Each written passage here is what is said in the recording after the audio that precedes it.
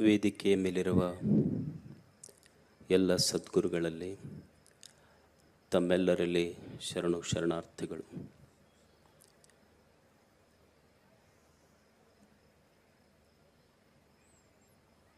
ನಮಗೆ ವೈಯಕ್ತಿಕವಾಗಿ ನನಗೆ ಇಲ್ಲಿ ನಿಲ್ಲಕ್ಕೆ, ಈ ಸ್ಥಳದಲ್ಲಿ ನಿಲ್ಲಕ್ಕೆ ಭಾಳ ಖುಷಿ ಅನ್ನಿಸ್ತದೆ.